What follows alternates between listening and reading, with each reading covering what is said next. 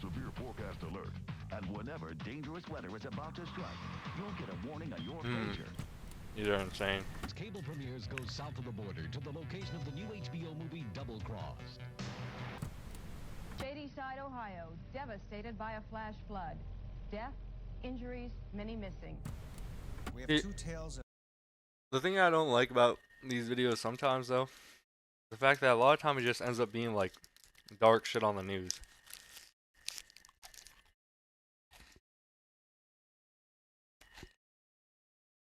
It was like, yeah,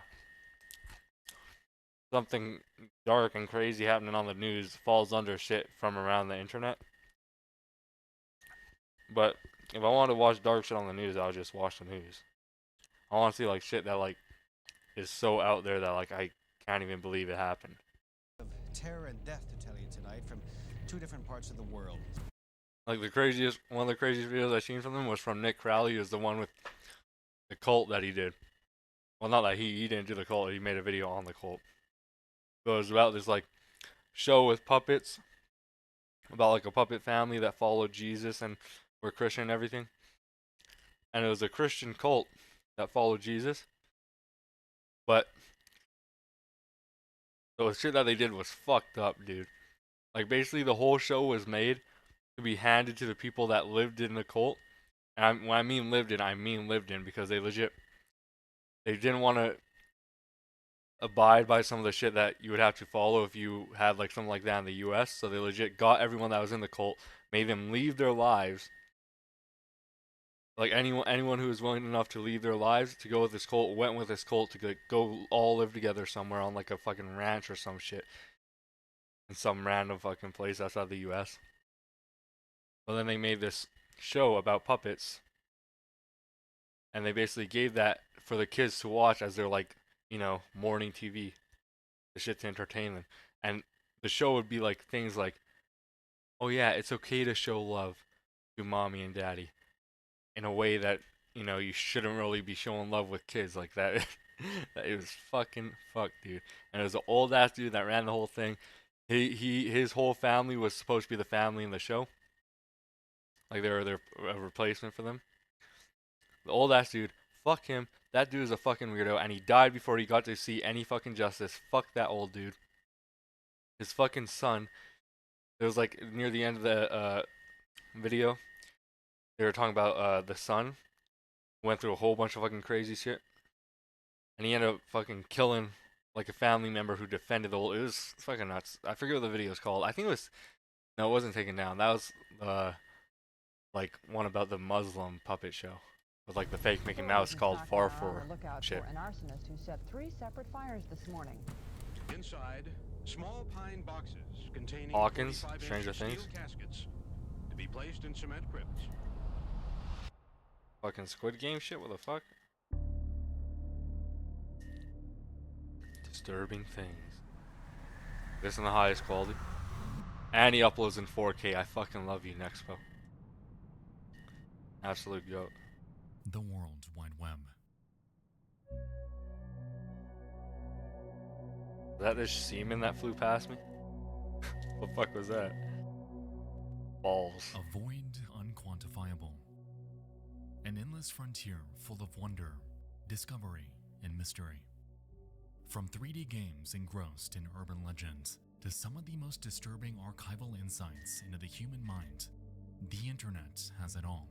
You just have to venture out a bit to find its dark side. I mean, most people don't think about it, but it's kind of fucking nuts. In the early days The of shit YouTube, that we got now. a channel entered The shit that we were able to get over like just the last fucking couple decades. Oh my god. Served as a hub for home video. I swear Nick Crowley covered this one before. This dude like killed someone or something. And you can see him like break. Like, I'll just let it uploaded by play. a man named George Sadini. He hasn't uploaded in a I'm while. pretty sure I knew this but one. we'll get to why later. What we need to know now is that this man lived a seemingly simple life, sharing videos of him talking to the camera and giving his viewers an inside look into his home. It is, by every measure, a product of early YouTube. This one's pretty fucked up. This one's pretty fucked up. A reminder of an era in which content was much simpler and innocuous I don't want to spoil it though, than it is today. in case anybody hasn't. While at a I already cursory spoiled it a bit glance, earlier, but nothing about George's content seems all that strange. It's when we really begin to dissect what exactly it is that he says and alludes to, where things become a bit weird. Take a look. Car is an 07 Altima. I paid $79,000 for this in 1996. Damn. That's considered a lot. 79,000 in 1996. Holy shit! Nowadays that would be like what, They were fucking approaching the door. few 100,000. I don't actually know if that would be the number, but yes. Open it up. Oh, someone left it unlocked. That's not good. Inside, okay. My big screen TV. 32-inch. 32-inch big screen TV. Yeah, okay, buddy. I got a fucking 42-inch TV right in front of me. This ain't no big screen. This is the smallest screen you could get. Let me pan out a little bit. First off, you may be noticing a pattern here. George continuously makes passing references to the allure of his personal items. He states his vehicle's price. He shows us his 32-inch big screen TV, and it's become clear that this video is meant to boast. Oh. But why? I mean, Computer. even though it was still early internet, I imagine people. Ah, fuck. This fucking Biscott's just drying up my throat. I imagine the people around the time still kind of had that feeling of, oh, I want to post this video so people like me, so people online can like see this and, you know, have these type of feelings about me. So I imagine even back then there was already people trying to flaunt shit, this and that. It would have been way less, right? Because now it's like a whole fucking genre of content just flaunting your wealth and being rich and people liking you because of that. But back then there was probably still over that. Stereo, which I listen Uh, to my MP3s I don't and think it's anything like everything else. specifically Pan to the other side. pointing out anything Speakers on each side are wrong with the large, dude. double as This end kind of is. tables. Okay, couch and chair, they match. The woman will be impressed. Okay, come over here. There's some reading material that we're all familiar Just trying to with. brag. Come out here through the dining room. I just bought this.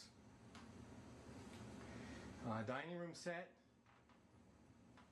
Sudini pans down to his table after making a remark about women being impressed, to which we can see a stack I remember exactly how it goes now. I remember this. of documents. You can and probably two tell how it goes now, curious too. Novels. How to Date Young Women for Men Over 35 in Body Language Secrets. Interesting. As we continue to scan through his videos, it becomes abundantly clear that George carries an undying fixation towards women.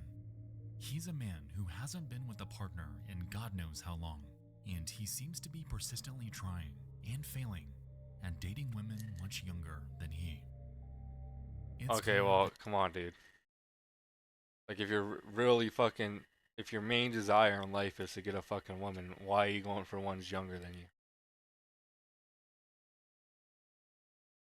Like, the odds of you actually having a chance at connecting with someone and actually, like, starting off a long-term relationship with them is gonna be a way lower chance that shit happens if you go with someone fucking, even if this is like 40 and they're like 25. It's like you're from completely different fucking generations.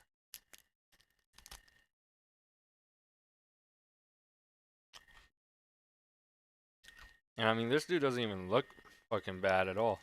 It's definitely just like his lack of, you know, knowledge on how to interact with people that caused him to just kind of not really be able to, you know, do what he wants to be doing. he's faced rejection multiple times before, evident by his books and lack of awareness that monetary wealth doesn't necessarily equate to attractiveness. In essence, these videos show that he's painfully Yeah, no. out of touch. I know there's a lot of pauses early. I'll try to stop the pause in a bit. But monetary wealth I feel like that only really becomes a big factor in like someone wanting to be with you once you reach that like, you know, higher level of wealth. To the point where like damn near the woman wouldn't even have to fucking I feel like even if you have like a somewhat decent paying job, that would still entice someone more. But this dude's like to the point where he's fucking trying to flaunt shit. I don't think girls would even want to be with him due to that. And while he would only ever upload just 2 videos to his channel during its short tenure, I'm not pausing though. he would later Might be a crop few up more pauses, in but other areas not as consistent. across the net.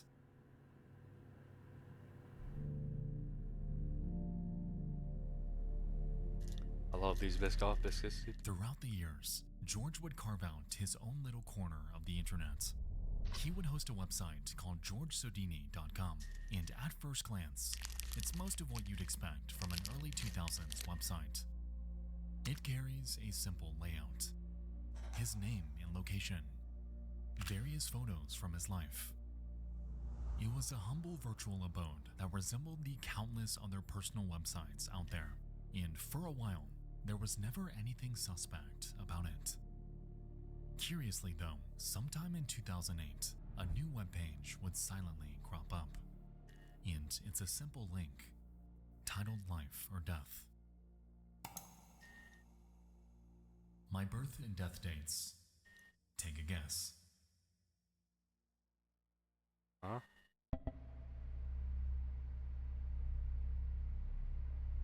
For any unsuspecting user online, this might come off as some sort of random guessing game. Admittedly, the internet had seen much weirder shit by this point in time. It feels like one of those it's the same guy that makes a game. Like he did like the world's hardest password game. He just came out with like a fucking one with like a crazy fucking captcha going on in there. Like it feels like one of those type of things. I wanted to bring up this page. He also made the game where you like because the connect big shit and death it question makes here anything actually basically. contains a correct Infinite answer. Craft. You see, George Sadini isn't exactly a good person. And what lies behind this otherwise I simple need to get rid of these question Biscoff is a glimpse biscuits. into the mind of a man deeply disturbed. George, by this point, was planning something, and not a single person who knew him had any idea about it. That's scary, dude. Really never know what's going on in people's minds, man.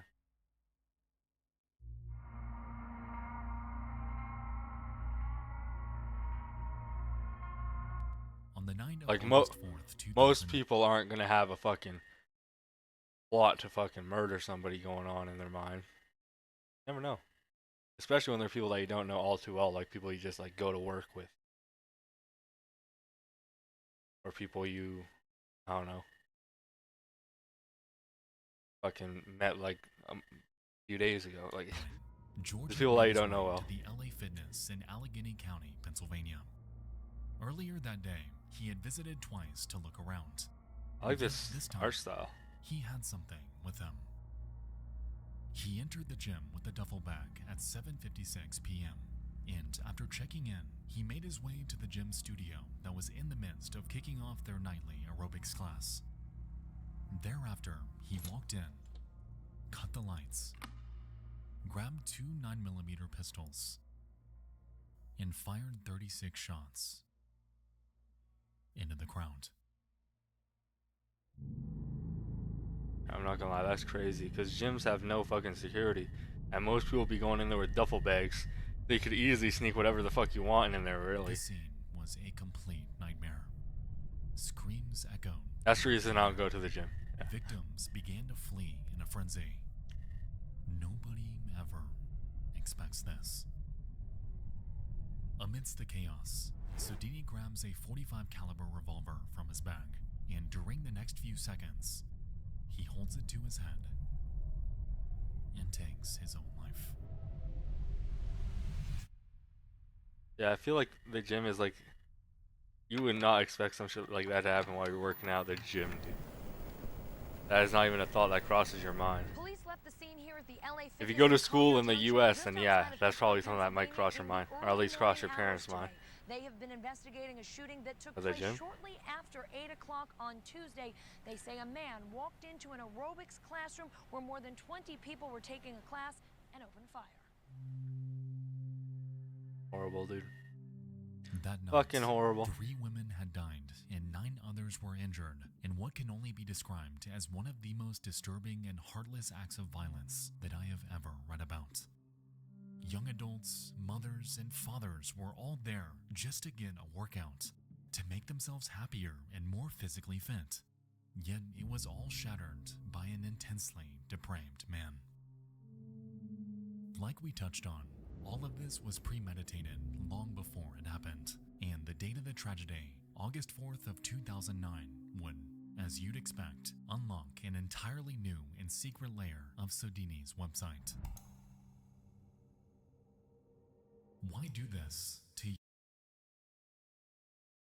Okay, he's gonna be reading through the main parts. Just read below. Moving into Christmas again. No girlfriend since 1984. Last Christmas with Pam was in 1983. Who knows why? I'm not too ugly or too weird. No sex since July of 1990 either. Over 18 years ago. For months, George objectified and chronicled his struggles with women. He expressed a growing frustration with how he couldn't get them to like him. He documents his pent-up rage and hatred towards those that could find love. And he even mulls over his so-called exit plan. This is just the worst part. When you spend that much time trying to get in a relationship and just keeps on not working out, your mind eventually is just you're gonna get angrier and angrier, and that anger is gonna turn against the people that you're trying to get with. So although, you know, it may feel like to him that nobody finds him attractive. Obviously, it's not true because he hasn't been able to try to get a date with every single woman on earth. But his mind thinks that way. That's what turns him against fucking women. And that's what caused all of it. For nearly a year. I took off today, Monday. This guy just needed to go to the strip club in GTA. Make sure it's well polished. I need to work out every detail. There's only one shot. Also, I need to be completely immersed into something. Was Goonie not enough for this dude? Successful. Like, come on. I haven't had a drink since Friday at about 2:30. Total effort. Goonie was a 2009. It's the big day. It wasn't as like accessible as it is today, but who's very positive and upbeat. I need to remain focused and absorbed completely. Last time I tried this in January, I chickened out. Let's see how this approach works.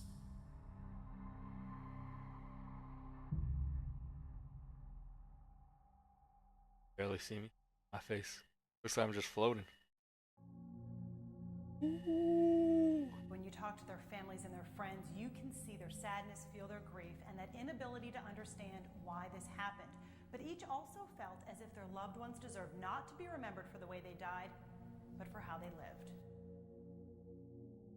On that fateful night, the lives of Heidi Overmeyer, Elizabeth Gannon, and Jody Billingsley were needlessly ripped from them, forever shattering their families' lives in one of the worst acts imaginable. It's horrifying to think that something as simple as a workout can turn into a situation so deadly, and I cannot even fathom the panic that unfolded thereafter. George Sodini was a man who carried unbridled hatred and jealousy, and looking into his website and YouTube channel gives us an eerie glance into his life. Damn. Expo showed a lot less of it. I truly hope that today the victims' families are holding up okay, although Expo showed a lot less of the actual YouTube channel. I'm pretty sure it was Nick Crowley. Nick Crowley had him, like he covered him in another video, and he showed a lot more of the YouTube channel, a lot more of the videos. I cannot even imagine the void that's been left in all of their hearts. It wasn't really too much in the video, but you could tell like the earth, though, and I hope that at the very you could tell he least, wasn't. He was brings definitely them a troubled. sliver of solace.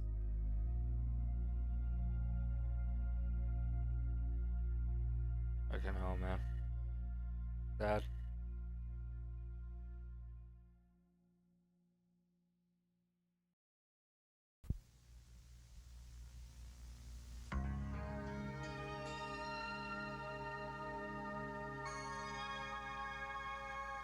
gonna be a sponsor. Below. So much. Alright, buddy. I didn't even get a chance to see what the sponsor was. I went that quick. Devastating earthquakes can and do happen all over the world, but here in the United States, we can Another day in paradise. fatalities by being prepared, and that can start with understanding earthquakes themselves.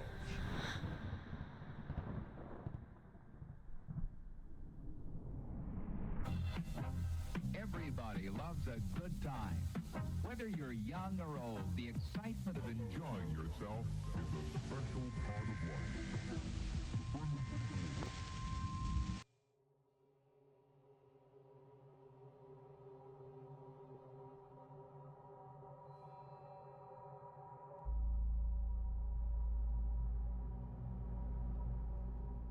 It's a homeland rivalry.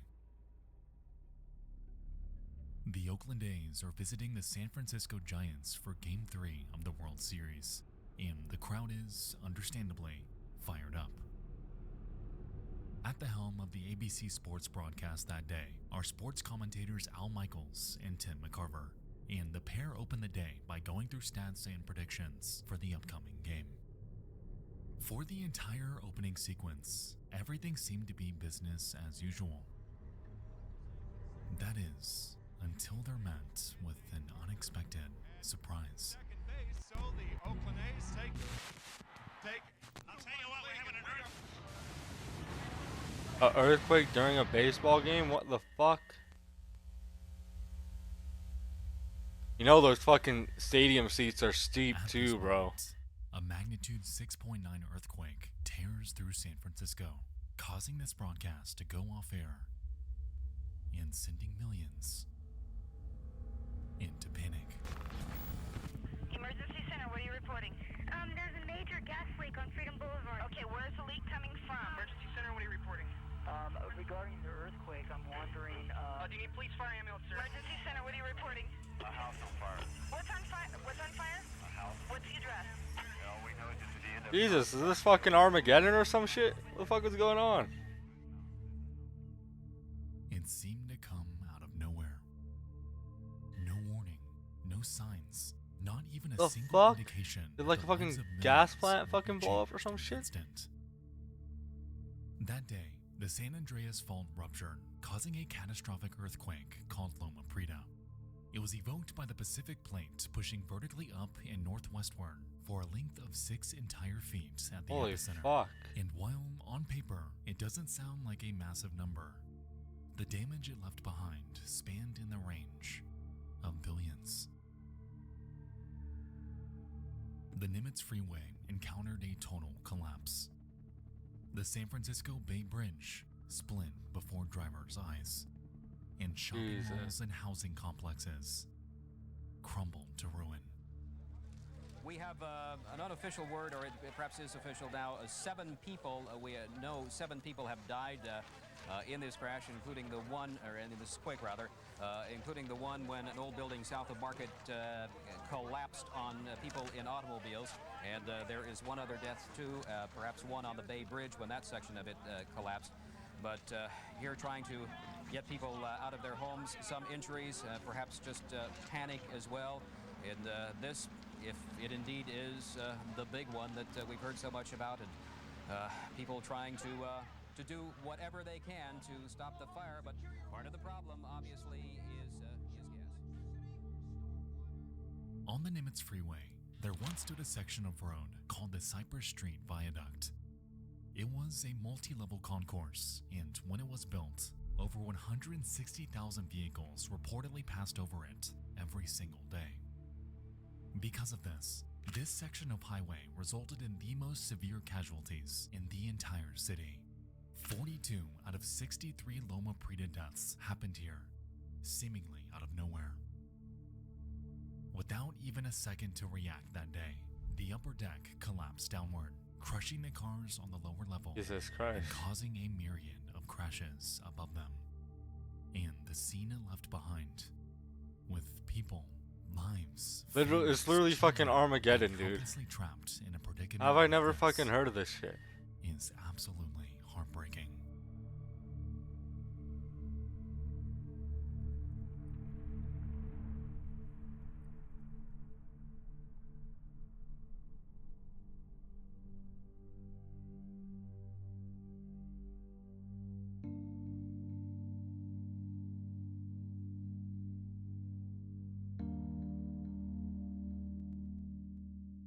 That day, nearly 4,000 landslides, a tsunami, 3,757 injuries, and 63 deaths were caused by this sudden catastrophe. And the most haunting part is, that number, paradoxically, would have been so much higher were the World Series not happening. Reportedly, rush hour traffic was not nearly as high as normal, since thousands left work early to watch the game at home. Had they been out on the roads instead, that is insane, dude. The chances of that. The outcome of this earthquake may have been even worse than reality. Imagine being on a bridge. That would be terrifying, dude. On a bridge and it just fucking breaks. Costliest earthquake in US Just splits in half. And in its wake are thousands of families that were uprooted forever. While the city has since banded together and rebuilt to reinforce structures in preparation for the inevitable next one, the harrowing events that took place back then will undoubtedly live on in infamy. The broadcasts, home videos, and damage reports from the incident are haunting and really drive home just how powerful Mother Nature can really be. Whether it's hurricanes, tornadoes, earthquakes, blizzards, what have you, humanity is and always will be at the painful mercy of nature. Yep, and the scariest part of that shit too is we're giving a big old fucking middle finger to nature. We've been giving a big old middle finger to nature for a while, dude. We've been fucking up the earth so much. Eventually he's gonna fucking fight back and fucking give us the middle finger, dude. We're gonna get fucked. Hopefully not in my lifetime, though.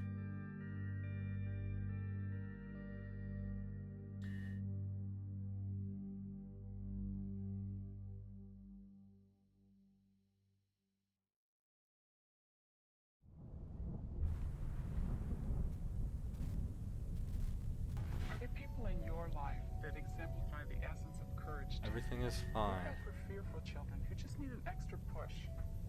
Yeah, don't be afraid. It's gonna be okay. I think it's great.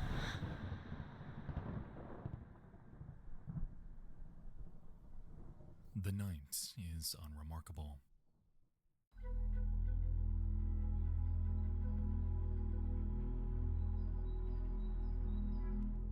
Jacob and Sarah Henderson have just put down their 5 and 7-year-old daughters to bed. It's quiet. Time to wind down.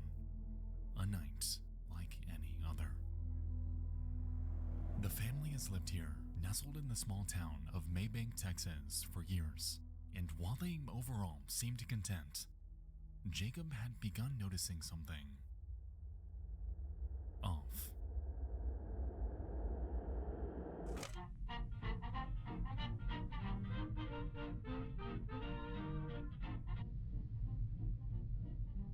Sarah, for the past 2 weeks, has been having strange episodes. She seems to be scared of something, like someone stalking her, and it's only getting worse.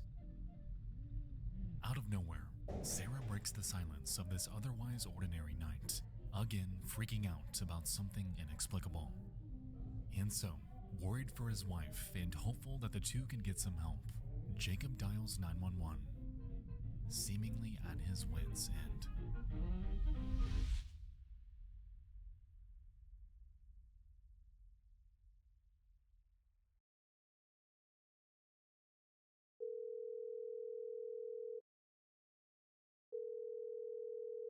CMS, this is Patricia. Yes, ma'am. I was wondering if I could get somebody to come out here and check my wife out. Okay, tell me exactly what's going on. My wife, she's like, I don't know, something's going on with her. Okay. Can you describe what's going on? The symptoms? Like she's freaking out like somebody's out to get her. Okay, give us just one moment. She won't listen to me. You won't talk to me. Don't hang up. Stay on the line with me, okay? So, I'm good. I'm good. no, you're not. Yes, I'm okay. You're not good. Okay, are you with the patient now? Yes, ma'am. Patient. Okay, how old is the patient? 29. I feel like that's just weird referring to her as a patient.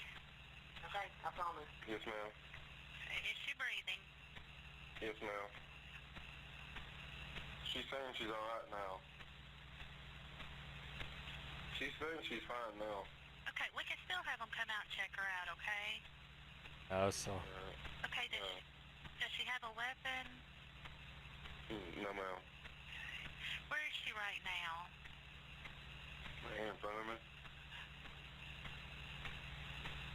I'm sending the paramedics to help you now. Stay on the line. I'll tell you exactly what to do next. If it's safe to do so, observe her continuously. If it's safe to do so, protect her from herself. Okay. Okay, give me just a moment. Okay, well, like I said, she said she's fine now. Okay, well, they're still on their way, and they can check her out when they get there, okay? Okay. All right, thank you.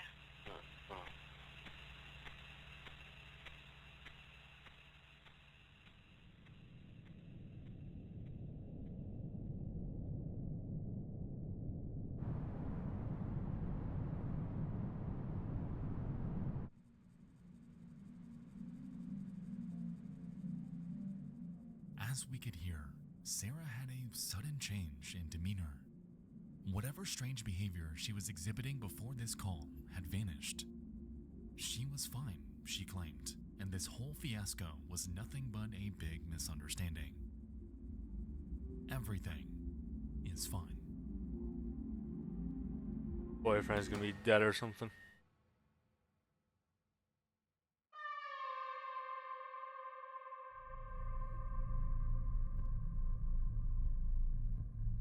Jacob jolts awake, and something is wrong. His wife isn't next to him. They're screaming in the next room. And once he comes to and makes his way out into his darkened living room, he's met with a scene straight out of a nightmare.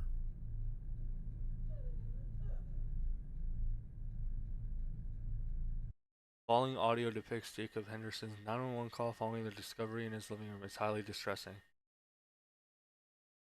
Alright, well, no one might be watching this, doesn't want to hear this audio, I guess. Skip like 3-4 minutes. I won't pause it all. That's for people on the YouTube video. Anyone watching the stream, you can't really skip it.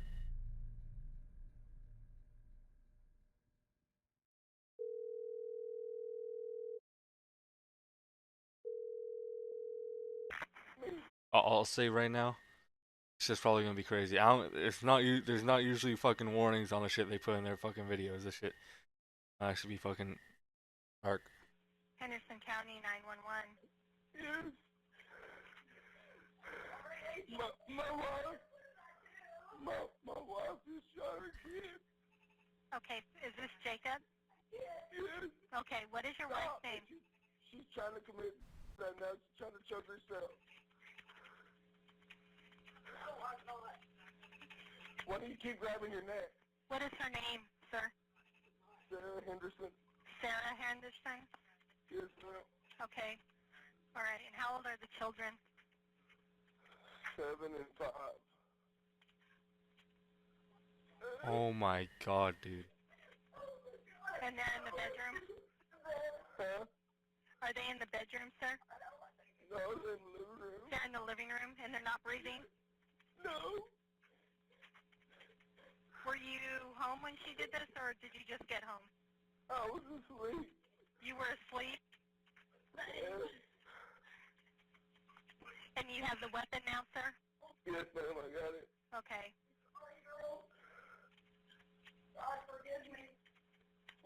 Fucking Christ, dude. Are there any other weapons in the house? Yes.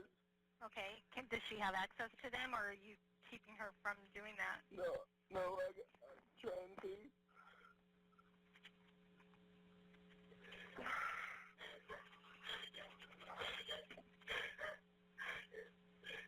Okay, sir, we do have help on the way, okay? We have an ambulance headed that way, as well as officers, okay?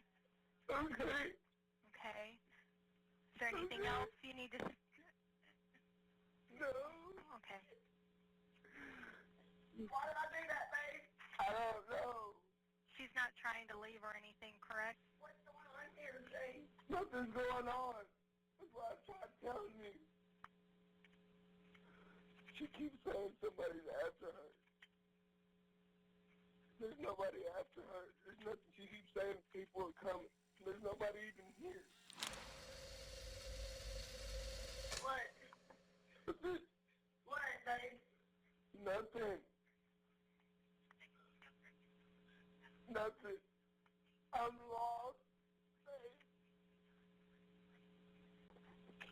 I'm still here, Jacob, okay? Yes. Stop. Looks like the officers may be pulling up right now. Do you see them outside? Jamie. They're here. Okay, well, I'll let you go now, okay, so you can open the door. Okay. Okay, bye-bye.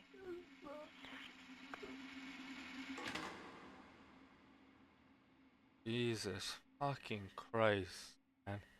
I need some A fucking... shocking case. A mother in jail right now, accused of killing her 2 young daughters. One little girl was 7, the other just 5. The shooting happened this morning 62 miles southeast of Dallas, outside the town of Payne Springs. Rebecca Lopez is there with details. I need some good vibe shit after this, dude. That night, Oh my Sarah God. Henderson had taken the lives of her 2 daughters, Kaylee and Kelly. Jesus, And throughout this call, we can hear her stating things that make no sense at all. She asks her husband why she didn't. She inquires on what's happening. It seems at first that she had no idea what exactly she had just done. Following this call, Sarah Henderson was arrested and charged at the Henderson County Jail with capital murder after confessing to the crime. Because of her erratic behavior, she was placed on suicide watch. However, during her interrogation, she admitted something that gave authorities pause. It's unclear if she ever truly thought that someone was out to get her that night, because as it turned out, she admitted to having premeditated the entire thing. For 2 whole weeks, Sarah had planned to take the lives of her children. Children who were oblivious, who were going to school, playing outside, who had no idea that their lives would end on that fateful night. It's fucking horrible, dude. Since this incident, Jacob Henderson has divorced Sarah, who remains locked away in prison. As it stands, she's set to spend the rest of her life behind bars and has no possibility ever for parole. According to one of their family members, the loss of Kaylee and Kenley will forever pain them because things like this don't just go away. These kids loved their mother and likely did until the moment she ripped their lives from them. A loss like this doesn't heal with time, they claimed. Our family is broken.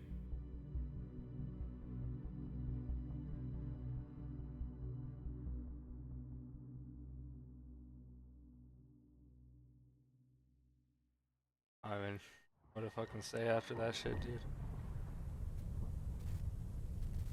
Oh. Give me something a bit lighter next while that shit is.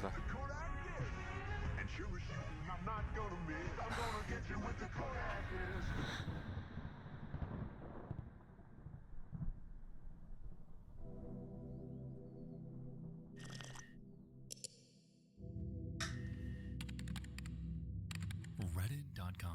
Hey, best site in the world. Where millions congregate. An expanse where you can find community surrounding just about any topic you can think of. Creepy games, things you can just barely remember, and even weird shit too. To investigate. Oh. On the evening of December 9th, 2024, a post would grace the RBI2 subreddit. What? I didn't know there's like a mini Reddit FBI, dude. I didn't know this. Comes from a super heat ran 2. I feel like it'd be like interesting to scroll through it just to see what people have to say now. People becoming their own fucking detectives, investigators, and shit. And it has a simple backstory. Terrifying film found at a thrift store. I found this film photo at my thrift store inside of an old Kodak carousel box.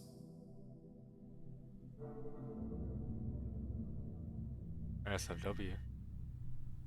What's it gonna be? Oh, why are you delaying it, bitch? Fucking Expo. You gonna fucking show it or not?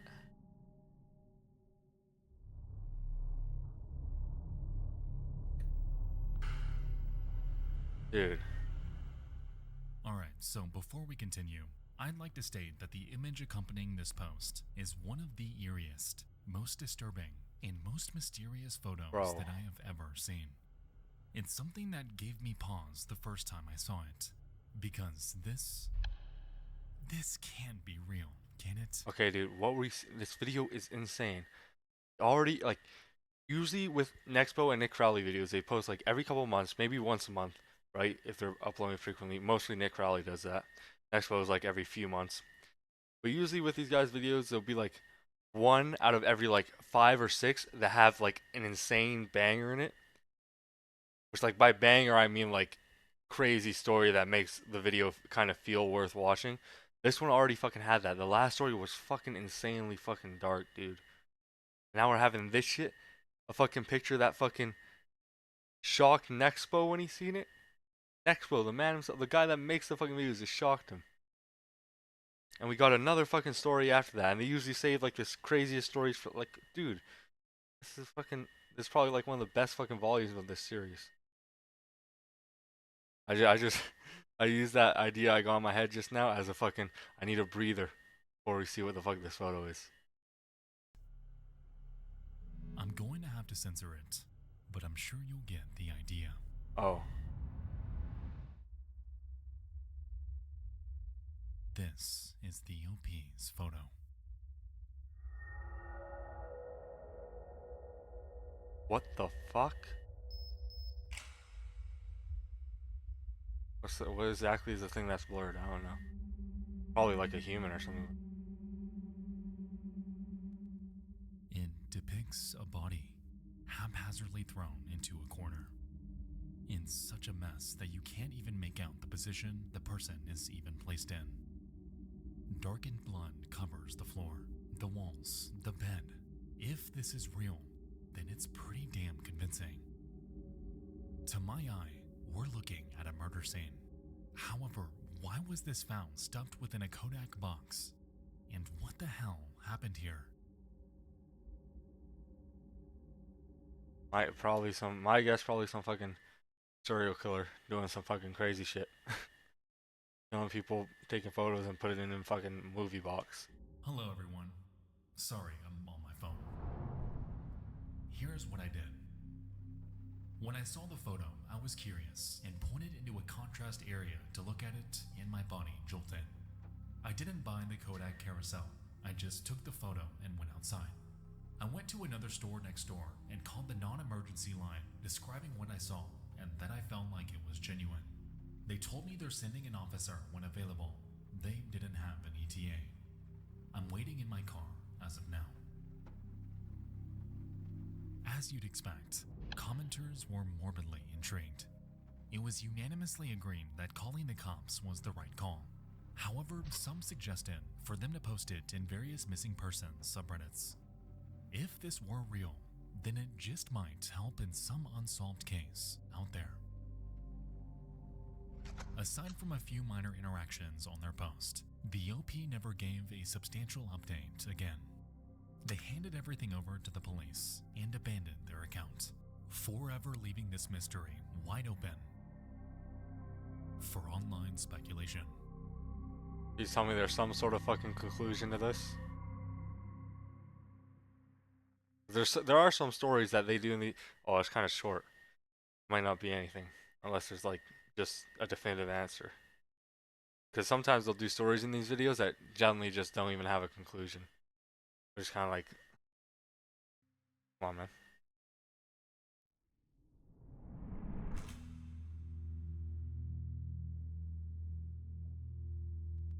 I know it's just a photo, but this is genuinely one of the creepiest that I have ever seen. It's a window into someone's life, and it's enveloped in absolute mystery. To this day, there's been zero movement on this case. No follow-ups from the OP. All we're left with is this intensely disturbing discovery.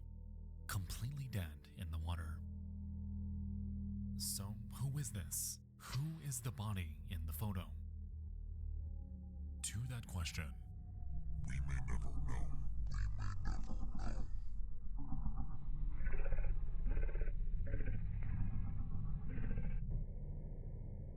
What the fuck, Nexpo? Fuck is that, like, evil ass fucking...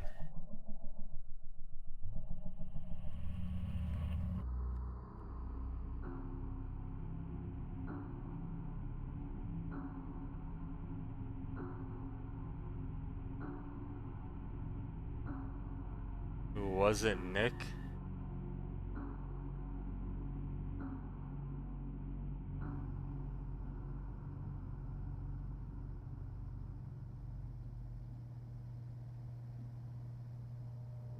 It's November 11th of 2009, and a YouTube channel is born.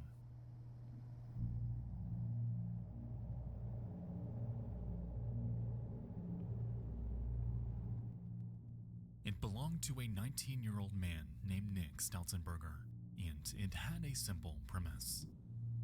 Nick would upload a handful of seemingly random videos, a room tour, random skits, vlogs from his daily life.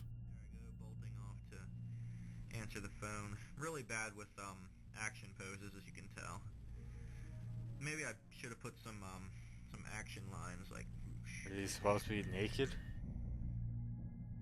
Interestingly, Nick was an eccentric character. He constantly went on record about how poor his living conditions were, much to his own doing. He would never brush his teeth. He would never shower. Jesus. He Do a hated fucking his jump scare parents, warning next time, dude. and everything about his life seemed entirely parasitical. What? Alright, I'm trying to film the cat. Morris. Throughout his videos, we would learn that Nick had a half-sister named Amber, someone who he'd play games and have stick fights with. And while it's a bit strange for someone his age to be having stick fights, it would pale in comparison to his online activity before and after this blip in his life. I mean, yeah, if he gets exposed for being some sort of a fucking like creep pedo or some shit, then yeah, that's weird. I mean, like, I feel like if it's just like a sibling or something and you're fucking around and having fun, yeah, like, they're just, like, it is definitely kind of, half sister too, kind of weird. I'm assuming he probably gets exposed for like some weird shit with kids, that's why he mentioned it.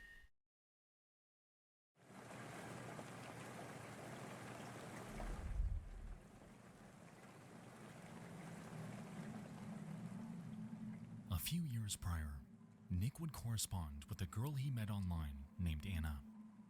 Having connected through a role-playing forum, the two had begun dating in 2006, constantly chatting about their personal lives and engaging in role-playing. Excuse me. Curiously though, as the months went on and Nick's trust in Anna had grown, he would eventually admit something equal parts disgusting and illegal.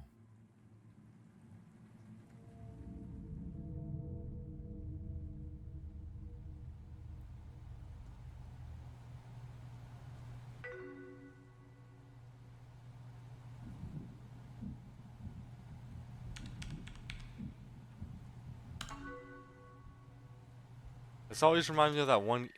What was the game called? Emily is Missing, I think. That's what the game was called that YouTubers played back in the day, which it was like all based around the chat. It was like a horror game around the chat messaging system.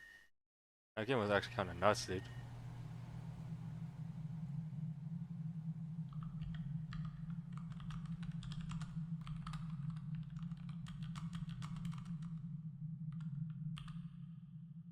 Well, that's not a fucking great thing to say. Once I tell you, you'll think, what could you even tell someone to make them think you're a pedo without just outright saying some fucking weird shit?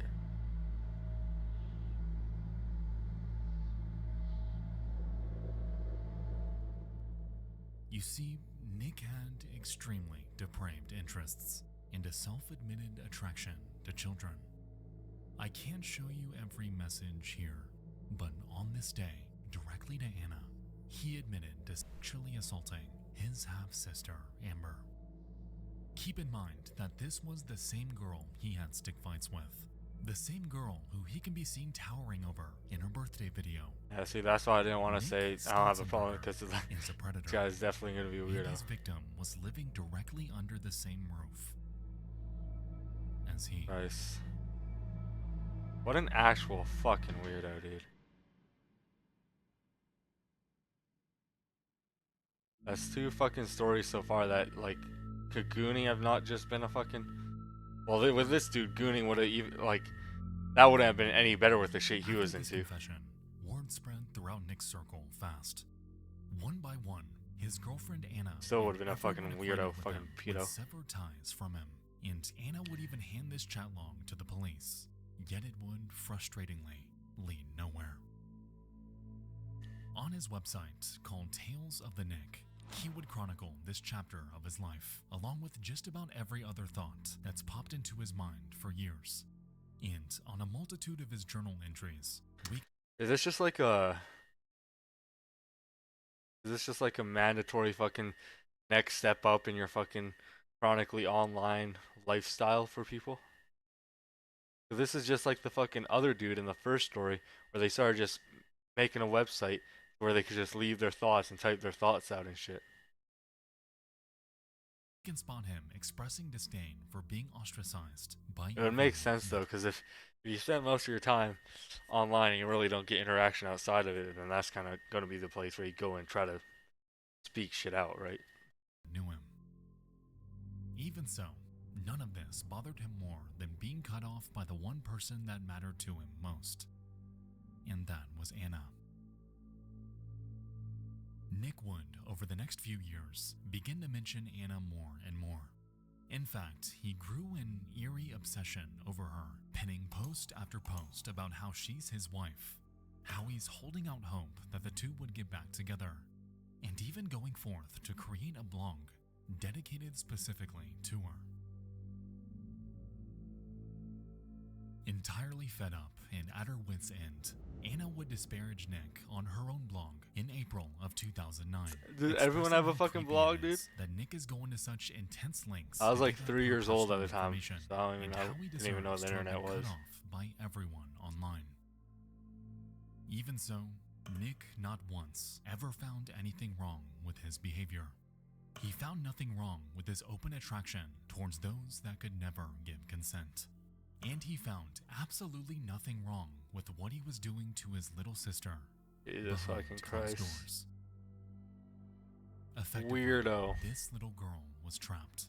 And for Fucking a while, horrible human being. it seemed like no one could do This is a genuine single case thing. where you just need to fucking touch grass at least once, dude. Stop being so fucking weird.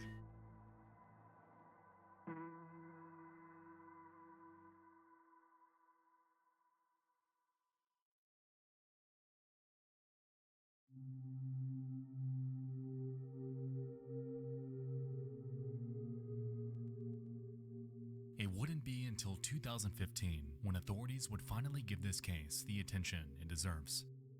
In April of that year, a Good. report was I called thought it was out just gonna to end Raymond there. Township Police about a sexual assault. Yet this time, it wouldn't be from Anna, but rather from Amber.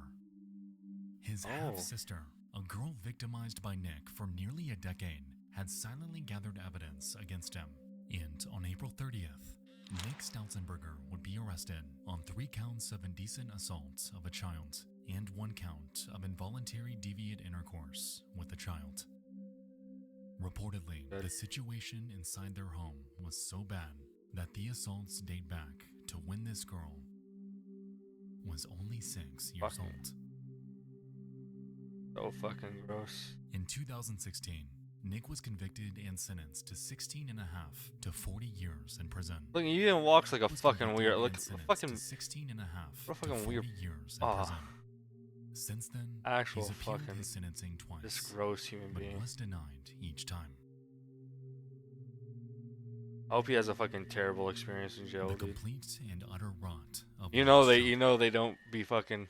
They be fucking with. I don't want to say fucking with. They be hating on those fucking types of people in jail. I didn't want to say fucking with because that could also mean you're, you know, liking them. That is the only way I can describe the situation that Amber found herself ensnared in. The mental and emotional torments that Nick Stautzenberger unleashed upon her life had decimated what were supposed to be her formative years. And for the rest of her life, she'll have to carry this weight with her.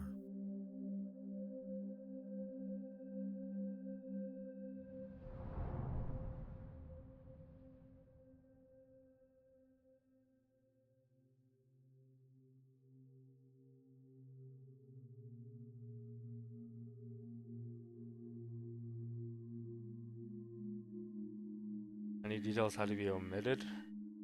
The reality of Amber's life is tragic. We have only seen the tip of the iceberg. Jesus. Eligible for parole in 2031. No. Keep the motherfucker locked behind fucking bars.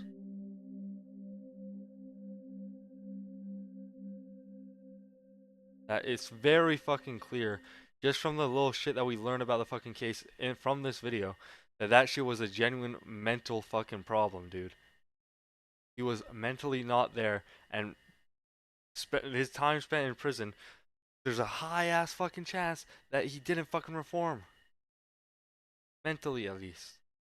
He might, even if he gets out of prison, he might not fucking reoffend with the same case because he realizes, oh, there's actual fucking consequences to my actions. But he's still gonna be a fucking weirdo that shouldn't be fucking out going around in the world. Still gonna be into that shit because he genuinely said himself he didn't see anything wrong with it. And that was when he was a full-grown adult.